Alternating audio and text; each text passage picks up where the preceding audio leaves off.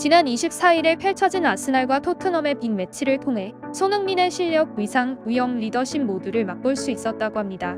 아스날 선수들은 손흥민이 공격력이 매우 좋은 걸 알아 경계 대상 1호로 손흥민을 꼽았다고 하는데, 아스날 선수들과 팬들 모두 경계하는 손흥민에게 격하게 존중하는 모습을 보인 아스날 선수가 있어 주목을 받고 있습니다. 주목을 받고 있는 선수는 분데스리가 시절에 손흥민과 선후배 사이였던 아스날의 공격수 카이 하베르츠인데요. 하베르츠는 이날 후반 시작과 동시에 투입됐습니다. 보통 일반적으로는 교체 투입이 되면 그라운드의 입장에 팀원들과 얘기를 한다던가 파이팅을 외치는데, 하베르츠는 예상과는 달리 바로 손흥민에게 다가가 포옹을 하고 인사를 건네는 모습을 보였습니다. 하베르츠는 평소 싸움각으로 유명한 자존심이 센 선수인데, 손흥민을 엄청 따르는 모습을 보면 손흥민이 과거 선후배 사이였을 때 어떻게 대했는지 상상이 갑니다. 하베르츠는 싸움각으로도 유명하지만 모델 같은 피지컬과 배우같이 잘생긴 얼굴로도 유명합니다. 하베르츠는 EPL 데뷔전에서 교체된 후 생각이 많아 보이는 모습이 찍혔는데, 이때 근심 많아 보이는 표정조차 잘생겨서 화제가 됐습니다. 하베르츠의 키는 193cm인데 비율까지 좋아 모델이라고 해도 믿을 것 같습니다. 잘생긴 사람은 언제나 임자가 있기 마련인데요. 하베르츠는 어렸을 때부터 함께 자란 사이인 소피아 베버와 교제 중이며, 이 둘은 2023년 여름에 약혼했다고 합니다.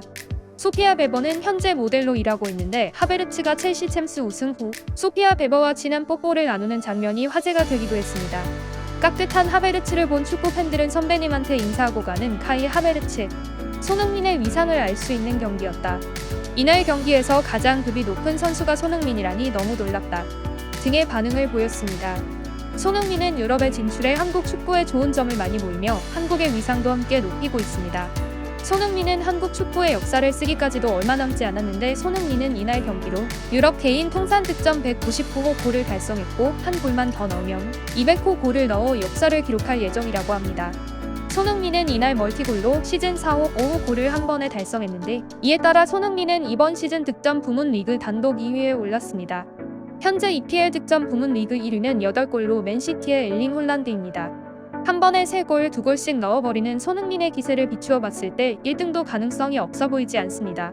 손흥민은 아스널전을 통해 PL 역대 최다 득점 순위 공동 28위까지 올라갔으며, 20위까지는 점수 격차가 그리 크지 않아 골을 조금만 더 넣어도 순위가 빠르게 올라갈 것으로 보입니다. 손흥민의 하드캐리로 영국 스포츠 축구 매체들이 떠들썩합니다.